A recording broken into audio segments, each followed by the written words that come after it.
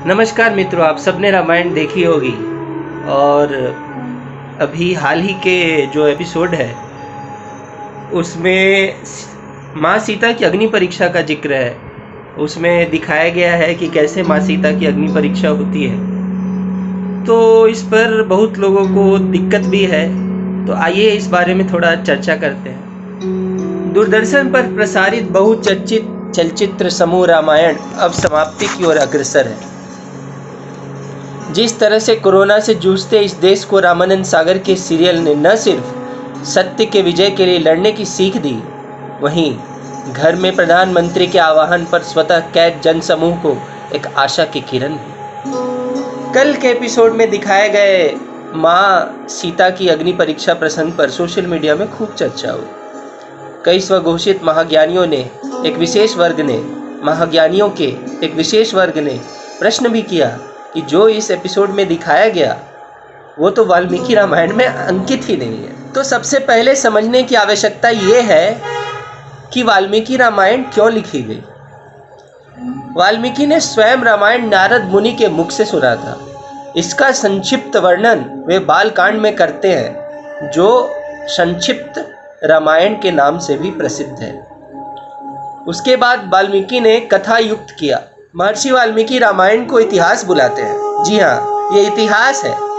और इतिहास बुलाते हुए वो लिखते हैं, पूर्ववृत्तम कथा युक्तम इतिहास प्रचक्षते, अर्थात जो बीत गया है, जो कहानी के रूप में कहा गया है, इतिहास वही है।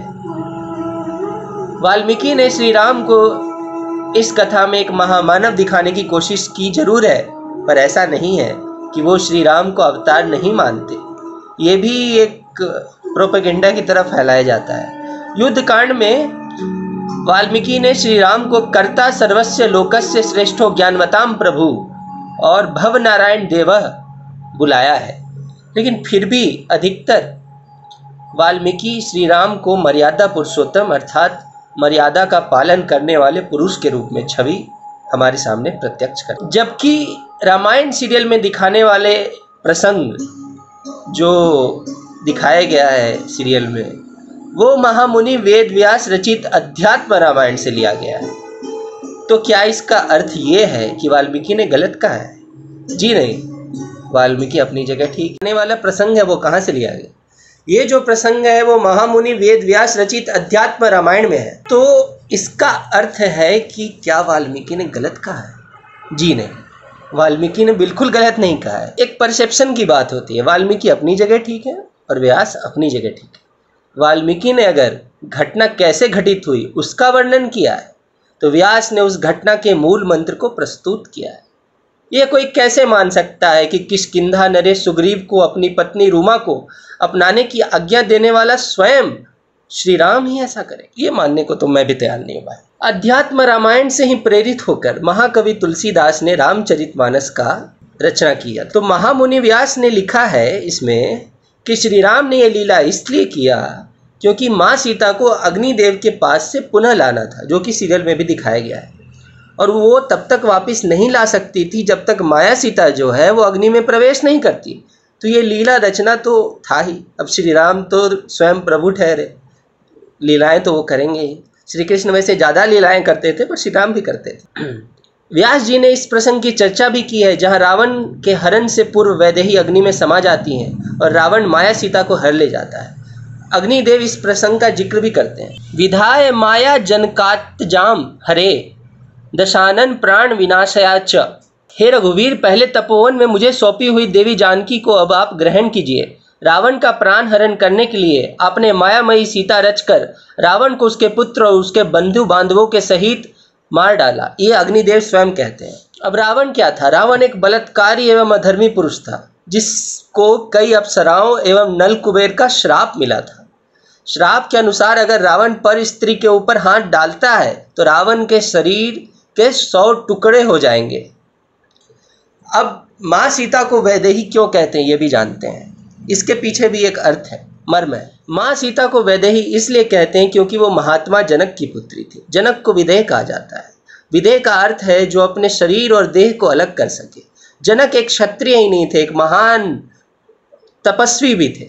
और माँ सीता भी उनकी पुत्री थी जो तपस्विनी की भांति उन्होंने भी जीवन व्यतीत किया है, ज़्यादातर जीवन। आप देखें श्री राम से उनका विवाह हुआ, उसके बाद भी, उसके पहले भी वो काफ़ी एक तपस्विनी की भांति जीवन उनका जो होता था।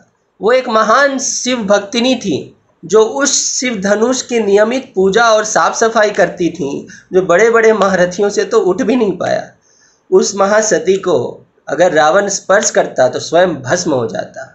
माँ सीता वो महान सती हैं जिनको स्वयं महासती अनसुईया ने वस्त्र दिए थे और गहने दिए थे। इसका भी जिक्र है रामायण। तो वाल्मीकि जहाँ पर जो जैसे घटित हुआ वो बता रहे हैं, वो इतिहास बता रहे हैं, वहीं व्यास उसके पीछे छुपे मर्म को बता रहे हैं। व्यास एक यहाँ पे हमारी एनालिसिस कर रहे हैं। अब ये सुनिए कि अनंत रामायण के अनुसार, अनंत रामायण भी है, रामायण बहुत प्रकार के हैं, काम्बन रामायण, अनंत रामायण, अग्नि पुराण में रामायण का जिक्र है, फिर महाभारत में वन पर्व में भी रामायण का जिक्र है। रामायण बहुत बहुत तरह के हैं। अनंत रामायण के अनुसार जिसे रावण हरण कर जाता है वो अप्सरा वेदवती है, जो रावण से बदला लेने हेतु और श्राप पूर्ण करने हेतु वैदेही से अपनी आत्मा बदल लेती है। अग्नि पुराण के अनुसार वो अग्नि की भार्या स्वाहा है, जो रावण से प्रतिशोध की भावना से माया सीता बनकर हर ली जाती है, जो रावण का सर्वनाश बनने के लिए यह स्वांग करती है। रामानंद सागर ने वाकई में देखें तो उनकी कुंठित मानसिकता पर एक बहुत ही बड़ा आघात किया है, जो सनातन धर्म पर लांछन लगाने के लिए राह देख रहे थे, लेकिन उनको घोर निराशा हो। इनकी कुंठा का नींव ही वो सवाल है जो माता सीता को एक पितृसत्तात्मक सत्ता में बेचारी प्रताड़ित स्त्री की संज्ञा देने पर तुला हुआ है। सवाल यही है ना कि हिंदू धर्म में स्वयंभू श्री राम ने एक अबला स्त्री की पवित्रता की अग्नि परीक्षा ली। अध्यात्म रामायण भी तो 3000 साल पूर्व रचित महाभारत काल के हिंदू धर्म का ही हिस्सा है। तो फिर इसमें अगर ऐसी किसी भावना का समर्थन नहीं है तो फिर ये सवाल ही क्यों भसड़ करने वालों। तो भैया आपका बेचारी अबला नारी वाला नैरेटिव तो जो है वो औंधे मुंह जा गिरा है। वो नैरेटिव जो एक भूखे भेड़िए की भांति सनातन संस्कृति पर टूटने को आमदा है, लेकिन उसे लॉकडाउन में सूखी घास के सिवाय कुछ नहीं मिला। वो कभी नहीं समझेंगे उस संस्कृति को जो कहता है जननी जन्मभूमिश्च स्वर्गादपि गरीयसी और यत्र नार्यस्तु पूज्यन्ते रमन्त्रे तत्र देवता। जय श्री राम, जय माँ जानकी। हेलो फ्रेंड्स, अगर ये वीडियो आपको पसंद आया हो तो लाइक करें, कमेंट करें और शेयर करें। हमारे चैनल को सब्सक्राइब करना ना भूलें। धन्यवाद।